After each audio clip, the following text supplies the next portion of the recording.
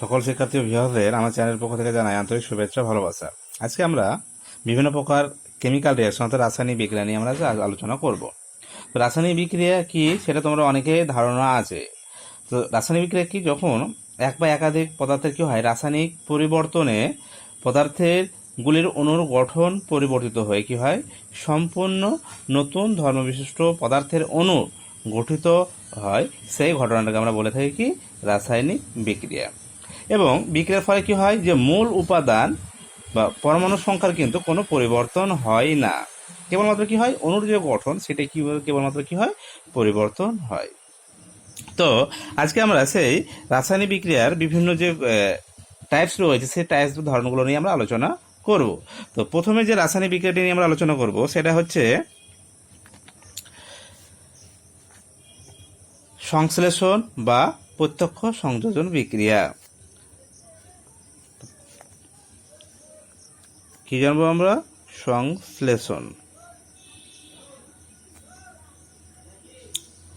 বা প্রত্যক্ষ সংযোগ বিক্রিয়া। তো কি এই বিক্রিয়াটা কি বলছে, যখন দুই বা ততোধিক মৌলিক পদার্থ প্রত্যক্ষভাবে যুক্ত হয়ে নতুন যৌগ গঠন করে তখন তাকে আমরা বলে থাকি কি সংশ্লেষণ বা প্রত্যক্ষ সংযোগ বিক্রিয়া।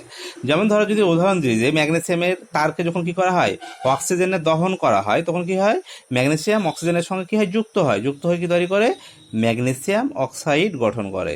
তো এই ধরনের বিক্রিয়াকে বলা হয়ে থাকে কি প্রত্যক্ষ সংযোগ বিক্রিয়া। তাহলে ধরো ম্যাগনেসিয়াম প্লাস অক্সিজেন অর্থাৎ বিক্রিয়া করে কি হবে 2MgO।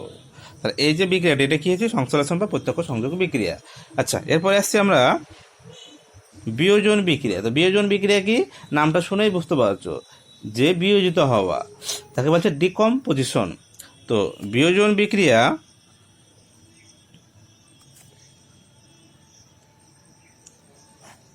বিয়োজন বিক্রিয়া কি না, বিয়োজন বিক্রিয়া হচ্ছে যখন কোনো যৌগ ভেঙে একাধিক নতুন পদার্থের সৃষ্টি হয় তখন তাকে আমরা বলে থাকি বিয়োজন বিক্রিয়া। যেমন ধরো আমরা যদি উদাহরণ দিই যে মার্কিউরিক অক্সাইড, সেটাকে যদি আমরা কি করি প্রচণ্ড তাপে উত্তপ্ত করি তাহলে কী হবে সেটা মার্কারি এবং অক্সিজেনে কী হয় ভেঙে যায়, দিয়ে কী করে মার্কারি এবং অক্সিজেন উৎপন্ন করে। তাহলে আমরা এরকম মার্কিউরিক অক্সাইডকে যদি কী করি উত্তপ্ত করি তাহলে এটা কী হবে মার্কারি এবং অক্সিজেনে পরিণত হয়। তাহলে এই ধরনের বিক্রিয়াকে আমরা বলে থাকি কি বিয়োজন বিক্রিয়া। এরপরে আসছে প্রতিস্থাপন বিক্রিয়া, যাকে বলা হচ্ছে সাবস্টিটিউশন রিঅ্যাকশন। প্রতিস্থাপন বিক্রিয়া। আচ্ছা, তো প্রতিস্থাপন বিক্রিয়া কি, যখন যৌগিক পদার্থের কোনো মৌল অন্য কোনো মৌল দ্বারা কী হবে প্রতিস্থাপিত হয়, অর্থাৎ একটা যৌগ রয়েছে সেই যৌগের মধ্যে থেকে কোনো একটা মৌল অপর কোনো মৌল দ্বারা প্রতিস্থাপিত হবে এবং ওই মৌলটি কী হবে যাকে প্রতিস্থাপিত করলে সেই জায়গাটি কী হবে স্থান দখল করবে, তার ফলে কী হবে একটা নতুন যৌগের সৃষ্টি হবে। তো সেই ধরনের বিক্রিয়াকে বলা হয় থাকে কি প্রতিস্থাপন বিক্রিয়া। যেমন ধরো যদি আমরা উদাহরণ দিই যে কপার সালফেট, তো এই কপার সালফেট দ্রবণে যদি আমরা কী করা হয় আয়রনকে যদি ডোবানো হয় তাহলে কি হবে এই কপার কি হবে আয়রন দ্বারা কি হবে প্রতিস্থাপিত হবে, দিয়ে সেই জায়গাটা কি দখল করবে আয়রন নিজে দখল করবে, তার ফলে কি হবে আমরা একটা নতুন যৌগ ফেরাস সালফেট পেয়ে থাকি। তাহলে কি পাবো আমরা ফেরাস সালফেট এবং ধাতব কপার কি হবে উৎপন্ন হবে। তো এই ধরনের বিক্রিয়াকে কি বলা হয়ে থাকে কি প্রতিস্থাপন বিক্রিয়া। এরপরে যেটা জানবো সেটা হচ্ছে 4 নম্বরে, সেটা হচ্ছে বিপরিবর্তক বা যাকে বলা হচ্ছে কি বিনিময় বিক্রিয়া। কি বলা হয় এটাকে বিনিময় বিক্রিয়া।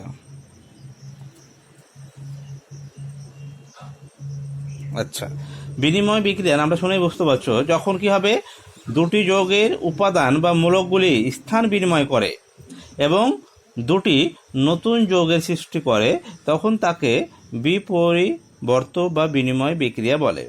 যেমন ধরো যদি উদাহরণ দিই যে সোডিয়াম ক্লোরাইডের জলীয় দ্রবণে যদি আমরা কী করি সিলভার নাইট্রেট দ্রবণ যোগ করি তাহলে কী হবে সিলভার ক্লোরাইড এবং সোডিয়াম নাইট্রেট উৎপন্ন হয়। যেমন NaCl এবং সিলভার নাইট্রেট, তাই তো এই দুটো যদি আমরা বিক্রিয়া ঘটাই তাহলে কি হবে এখানে দেখো এখানে বিনিময় হবে, একজন একজনের সঙ্গে কী হবে বিনিময়ের মাধ্যমে সেখানে কি হবে বিক্রিয়াটি সম্পন্ন হবে। তাহলে এখানে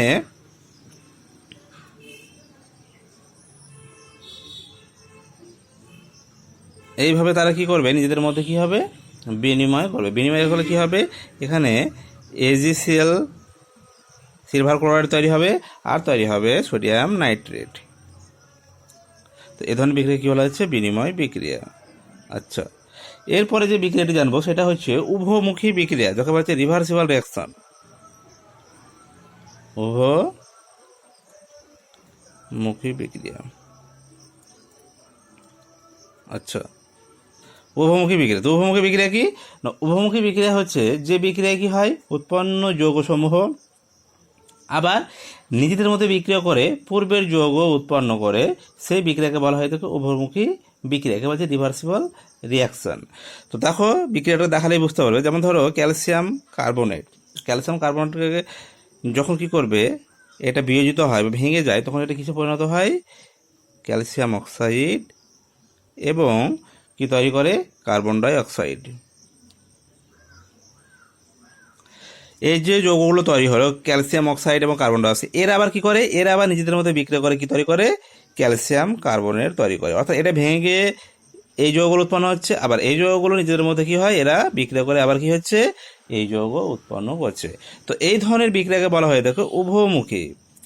এবং এদের উভমুখী যে যখন বিক্রিয়াগুলো লেখা হয়, তাদেরকে এই চিহ্ন দ্বারা কি করা হয়, উভমুখী চিহ্নটা এইভাবে দেওয়া হয়।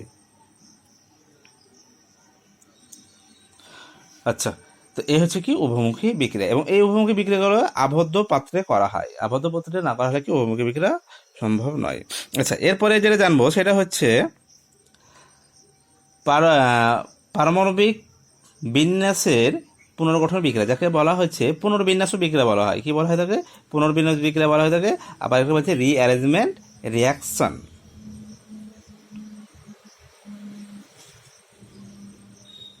পুনর্বিন্যাস বিক্রিয়া। তো পুনর্বিন্যাস বিক্রিয়া কি, বা রিঅ্যারেঞ্জমেন্ট রিঅ্যাকশনটা কি, রিঅ্যারেঞ্জমেন্ট রিঅ্যাকশন হচ্ছে যখন ধরো যে একটা যৌগ রয়েছে, সেই যৌগের মধ্যে যে পরমাণুগুলো রয়েছে, সেই পরমাণুগুলোর যে সজ্জা, সেটা যদি কি হয় নতুনভাবে সেই সজ্জা ভেঙে গিয়ে যদি কি হয়, তারা নতুনভাবে পুনর্বিন্যস্ত হয় বা নতুনভাবে কি হয়, সাজানো হয়। তার ফলে কি হবে, একটি নতুন ধর্ম এবং গঠন বিশিষ্ট কি হবে, যৌগের সৃষ্টি হবে। তো সেই ধরনের বিক্রিয়াকে বলা হয়ে থাকে কি, পুনর্গঠন বিক্রিয়া বা পুনর্বিন্যাস বিক্রিয়া বলে। যেমন ধরো উদাহরণ দিলে বুঝতে পারবে যে অ্যামোনিয়াম সায়ানেট NH4 CNO। তো এই যে বিক্রিয়াটা দেখছো অ্যামোনিয়াম সায়ানেট, এই বিক্রিয়াটা কি প্রথম যে জৈব যৌগ, যে কৃত্রিমভাবে যে জৈব যৌগ প্রস্তুত করা যায়, তারই সূত্রপাত হয়েছিল এই বিক্রিয়াটির হাত ধরেই। তো এই অ্যামোনিয়াম সায়ানেটকে যখন কি করা হয়েছিল, তৈরি হয়েছিল, সেই অ্যামোনিয়াম সায়ানেট কী হয়েছিল, এটি কি নিজেই কী হয়েছিল, পুনর্বিন্যাস হয়ে কী হয়েছিল, একটি সম্পূর্ণ নতুন পদার্থ উৎপন্ন করেছিল। তো এই যে অ্যামোনিয়াম সায়ানেট, এখানে দেখছো এই যে পরমাণুগুলো সজ্জ আছে, এর সজ্জাটা কি হবে, ভেঙে কি হয়, নতুনভাবে সজ্জিত হয়ে নতুন যৌগ গঠন করে, এবং কি তৈরি হয়, ইউরিয়া NH2CONH2। তো এই হচ্ছে ইউরিয়ার গঠন। তো এইভাবে কি হয়, যে পরমাণুগুলোর সাথে সেগুলো কি হবে, আবার পুনর্বিন্যাসের মাধ্যমে কি হয়, একটা সম্পূর্ণ নতুন ধর্মিষ্ঠ কি হয়েছে, যখন যৌগ গঠন হয়েছে। তো এই ধরনের বিক্রিয়াকে কি বলা হয়ে থাকে, এই ধরনের বিক্রিয়াকে বলা হয়ে থাকে কি, পুনর্বিন্যাস বিক্রিয়া। আচ্ছা, এরপরে আমরা জানবো পলিমারাইজেশন বিক্রিয়া। এই বিক্রিয়াটি তোমরা সকলেই জেনে এসেছো।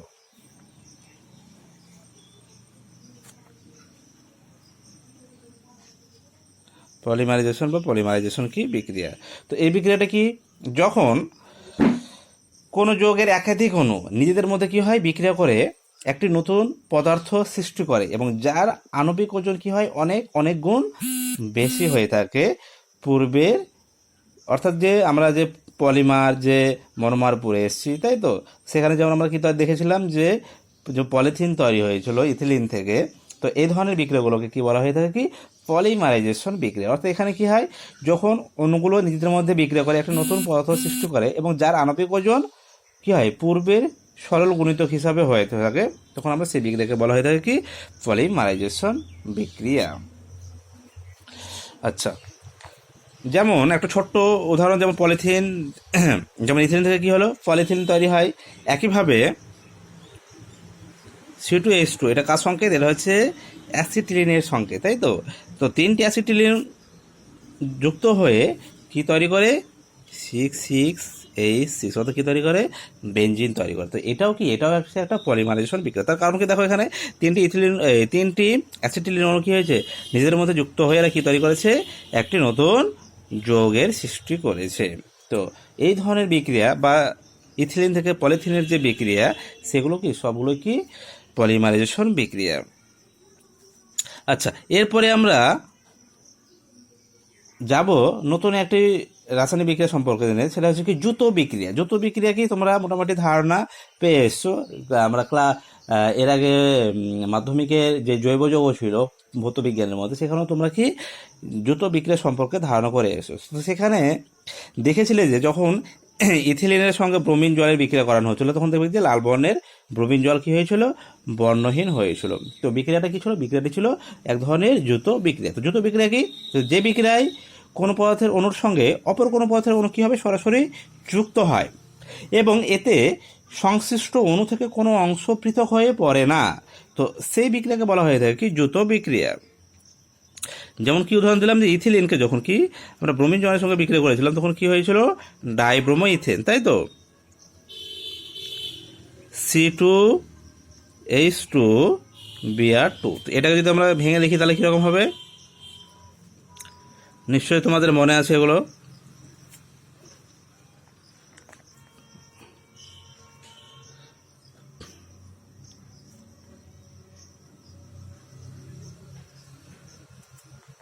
আচ্ছা, C2H4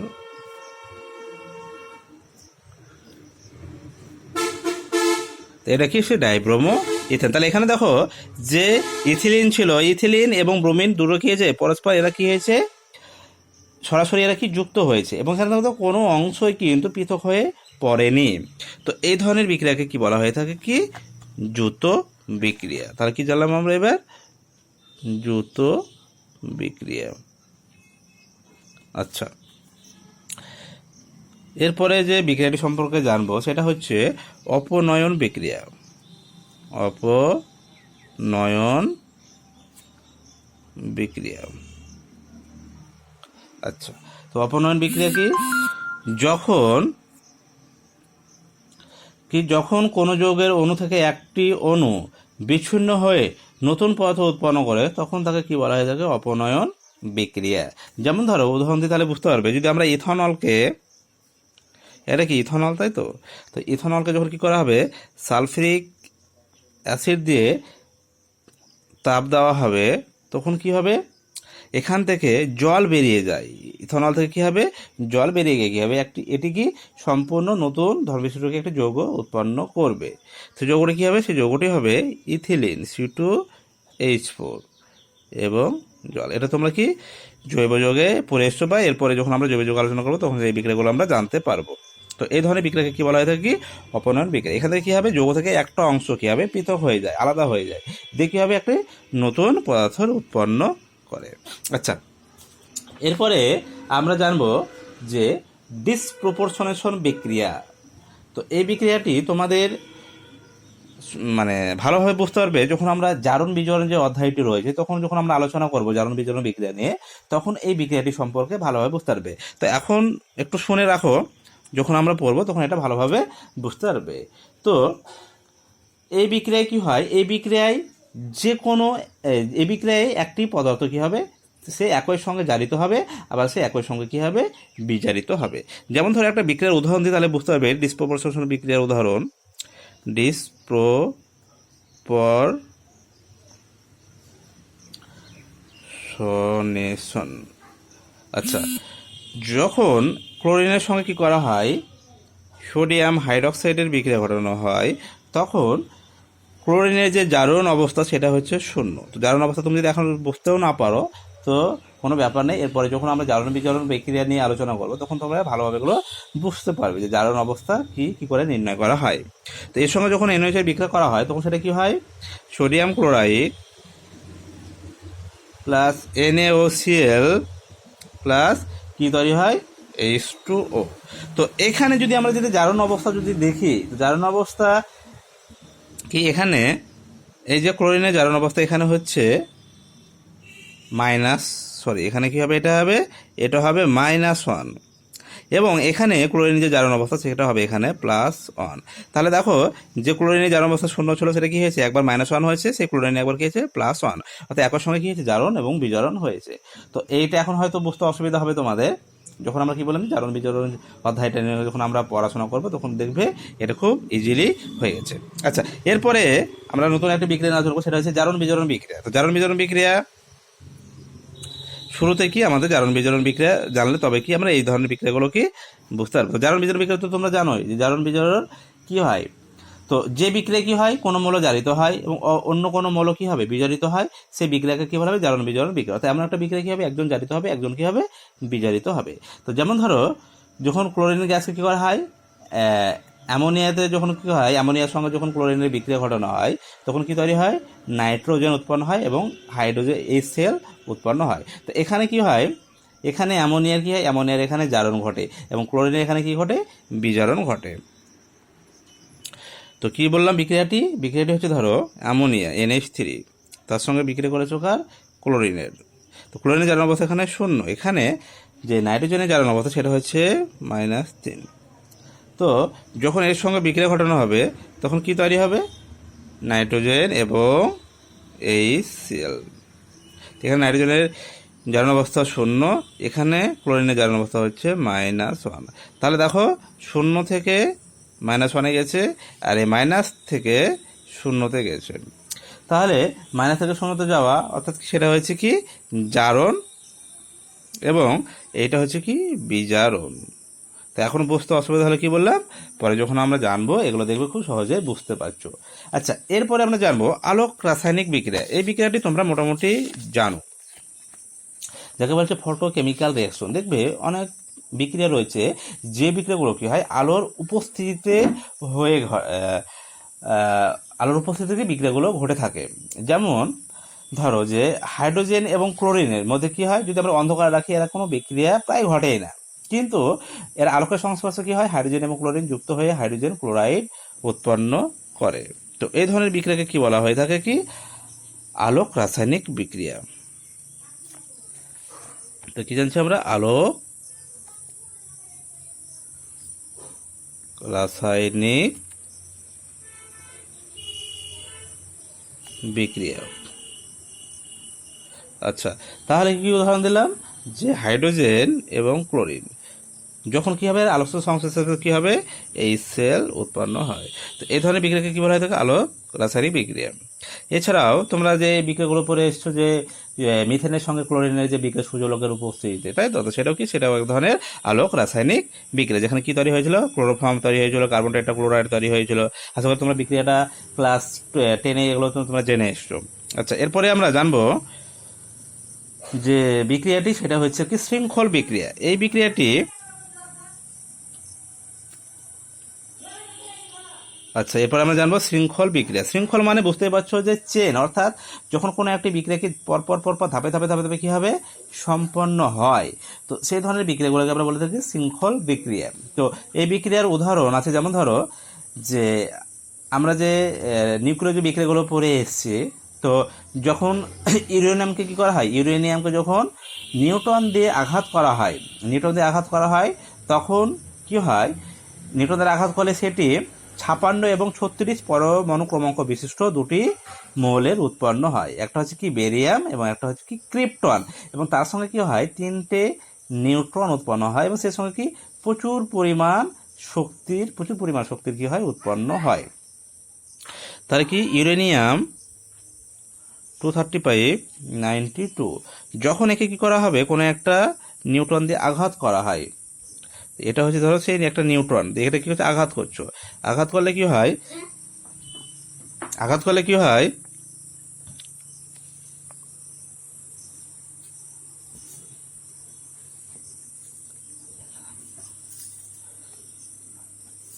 প্রথমে এরকম একটি পরমাণু সৃষ্টি হয় কিছুক্ষণের জন্য এই যে ইউরেনিয়ামের কি 236 ভর সংখ্যা বিশিষ্ট কি হয় এই আইসোটোপটি কিছুক্ষণের জন্য তৈরি হয় এবং এটা কি হয় ভেঙে গিয়ে বেরিয়াম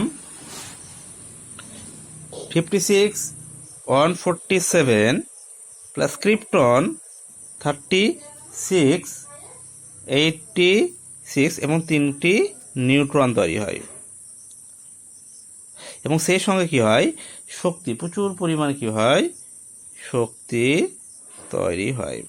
এবার এই যে নিউট্রন 3টে তৈরি হলো এই 3টে নিউট্রনকে যদি আবার কি করো ইউরেনিয়ামে কি করো আঘাত করাও তখন কি হবে 3টে নিউট্রনকে আঘাত করার ফলে একটি নিউট্রন থেকে আঘাত করাতে কি হয় 3টে নিউট্রন সৃষ্টি হয়েছে, তাহলে 3টে নিউট্রনকে যদি আঘাত করাও কি হবে 9টি নিউট্রনের সৃষ্টি হবে। তো এইভাবে পরপর কি হয় বিক্রিয়াটি চলতে থাকে। তো এই ধরনের বিক্রিয়াকে কি বলা হয়ে থাকে কি শৃঙ্খল বিক্রিয়া। এবং লাস্ট যে আমরা বিক্রিয়াটি জানবো সেটি হচ্ছে কম প্রপোর্শনেশন বিক্রিয়া, অর্থাৎ যে ডিসপ্রপোর্শনেশন বিক্রিয়া জানলাম ঠিক তারই উল্টো হচ্ছে কম প্রপোর্শনেশন বিক্রিয়া।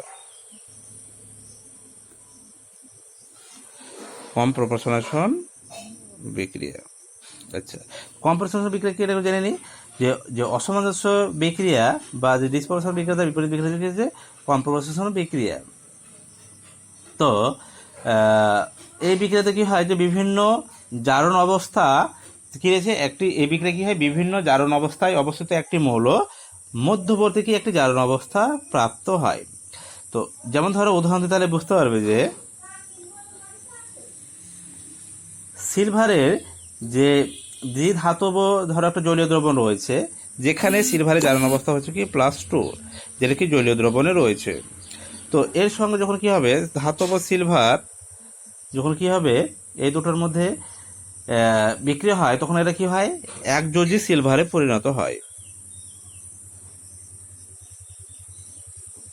তো কি আছে সিলভারে কি একটা আছে একটা জলীয় দ্রবণ সিলভার 2+ রয়েছে, যখন এর সঙ্গে কি হয় শুধু ধাতব সিলভার যুক্ত করা হয় তখন এটা কি হয় একযোজী সিলভারে পরিণত হয়। এখানে দেখো সিলভার জারণ অবস্থা +2, এখানে সিলভার জারণ অবস্থা হচ্ছে 0, এখানে সিলভারের জারণ অবস্থা হচ্ছে +1। তাহলে দেখো একবার +2 থেকে +1 এবং 0 থেকে কি হয়েছে +1, অর্থাৎ কি হয়েছে এরা যে সিলভার যে জারণ অবস্থা লাভ করেছে সেটি কি এদের যে মধ্যবর্তী যে জারণ অবস্থা তার কি ঠিক একটা কি মধ্যবর্তী জারণ অবস্থা লাভ করেছে। তো এই ধরনের বিক্রিয়াকে বলা হয়ে থাকে কি কম প্রপোর্শনেশন বিক্রিয়া। তো এই হচ্ছে আমাদের মূলত যে যাবতীয় যে আমরা রাসায়নিক বিক্রিয়াগুলো জেনে থাকি বা জানি সেগুলো নিয়ে আমরা আজকে আলোচনা করলাম। তো আজকে এই পর্যন্তই, ধন্যবাদ।